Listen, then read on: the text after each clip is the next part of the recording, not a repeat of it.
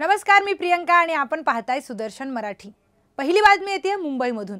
Mira road police स्टेशनच्या हद्दीतील गोकुळ व्हील्सच्या इमारतीजवळ मीरा रोडमध्ये दोन बांगलादेशी महिला पासपोर्ट आणि व्हिसाशिवाय बेकायदेशीरपणे राहत असल्याची गुप्त माहिती AHTCला मिळाली। त्यानंतर AHTCने भाईंदरच्या पथकाने गोकुळ व्हील्स जवळ छापा टाकला आणि दोन बांगलादेशी महिलांना अटक केली आहे। अटक केल्यानंतर दोन्ही बांगलादेशी महिला 20 वर्षांपूर्वीपासून बांगलादेशातून बेकायदेशीरपणे भारतात आल्या होत्या आणि मीरा रोड येथे राहत असताना या दोन बांगलादेशी महिलांना खोली कोणी भाड्याने दिली आहे आणि त्या मीरा रोडमध्ये कुठे काम करतात याचाही तपास गुन्हे शाखेचे पथक करतात। आता गुन्हे शाखेचे पथक अटक केलेल्या दोन्ही बांगलादेशी महिलांविरुद्ध पासपोर्ट कायदा आणि BNSच्या विविध कलमांखाली कायदेशीर कारवाई करतात। राज्यात बांगलादेशी रोहिंग्या घुसखोर लाखोंच्या संख्येने अनधिकृतपणे फर्जी पुराव्यांच्या आधारित शासनाच्या हजारो एकर लँडवर लँड जिहाद करून घरे उभारली आहेत।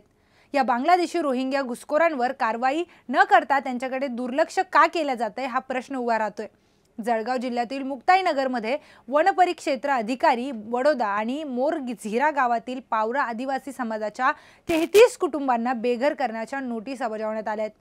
या नोटिसांमुळे संपूर्ण आदिवासी समाजाने या विरोधात जळगाव येथे जिल्हाधिकारी कार्यालय धरणे आंदोलन करत जिल्हाधिकारी यांना निवेदन देण्यात आले आहे। निवेदनाद्वारे सदर आदिवासी बांधव गेल्या 25 ते 30 वर्षापासून कंपार्टमेंट क्रमांक 567 च्या लगत राहतात व शेती कसून उदरनिर्वाह करतात। 1958 मध्ये पुणे अभिलेख विभागाने सदर जमीन वन विभागाकडे वर्ग केली होती। मात्र त्याआधी या भागात दौलतपुरा नावाचे गावठाण होते जिथे आदिवासी बांधव पूर्वीपासून राहतात। अनुसूचित जमाती व इतर पारंपरिक वननिवासी अधिनियम 2006 आणि सुधारित नियम 2012 नुसार जोपर्यंत आदिवासींचे वनहक्क दावे प्रलंबित आहे तोपर्यंत त्यांना जंगल अथवा त्याच्या लगतच्या जमिनीतून हटवता येत नाही। तरीही वन विभागाने ही कारवाई का केली हा प्रश्न इथे उपस्थित राहतो। राज्यात एकीकडे गोहत्या बंदी करण्यात आली आहे तर दुसरीकडे उघडपणे गोहत्या केली जाते।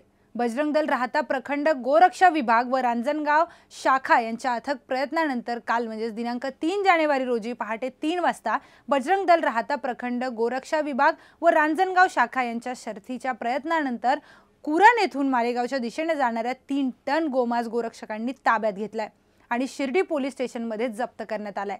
एकूण 3 टन पेक्षा जास्त माल जप्त झालाय। 65 गायींची मुंडकी, 150 पेक्षा जास्त पाय, 100 पेक्षा जास्त इतर अवयव म्हणजेच हृदय, कलेजी, किडनी जप्त करण्यात आले। पुढची बातमी येते खेड तालुक्यातून। खेड तालुक्यातील प्रतिष्ठेची समजली जाणारी खरेदी विक्री संघाची निवडणूक जाहीर झाली आहे।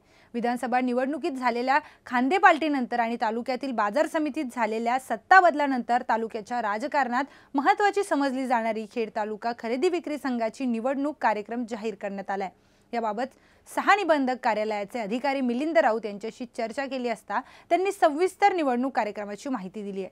या निवडणुकीत पुन्हा एकदा राष्ट्रवादी शरद पवार गटाचे माजी आमदार दिलीप मोहिते गट विरुद्ध शरद पवार गट, शिवसेना उबाटा तसेच विद्यमान आमदार बाबाजी काळे यांची प्रतिष्ठा पणाला लागणार आहे। खेड तालुका खरेदी विक्री संघ मर्यादित राजगुरुनगर या संस्थेच्या नामनिर्देशनासाठी उद्या दिनांक 5 ते दिनांक 11/2/2025 पर्यंत मुदत आहे।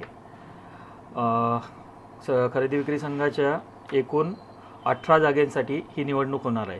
त्यात संस्था गट 8, व्यक्ती सभासदांनी निवडलेले प्रतिनिधी 3, महिला प्रतिनिधी 2, अनुसूचित जाती जमाती राखीव 1, इतर मागासवर्ग प्रतिनिधी राखीव 1, भटक्या विमुक्त जाती व विशेष मागास प्रवर्ग 1, बिगरशेची सोसायटी प्रतिनिधी 1 आणि प्रोसेसिंग व कंझ्युमर संस्थांनी निवडलेले प्रतिनिधी 1 अशा एकूण 18 जागांसाठी ही पंचवार्षिक निवडणूक होणार आहे। नामनिर्देशनाचा कालावधी दिनांक 5/2/2025 ते 11/2/2025 पर्यंत राहणार आहे। तसेच दिनांक 12/2/2025 ला सकाळी 11 वाजता आलेल्या नामनिर्देशन पत्रांची छाननी होईल आणि उमेदवारांना निशाणी वाटण्याचा व अंतिम विधिग्राह्य नामनिर्देशन यादी प्रसिद्ध दिनांक 28/2/2025 ला आणि आवश्यक असेल तर दिनांक 9/3/2025 म्हणजे 9 मार्च 2025 ला मतदान घेण्यात येईल। बुलेटिन मध्ये वेळ झाली आहे, इथेच थांबण्याची। आपण पाहत राहा सुदर्शन मराठी।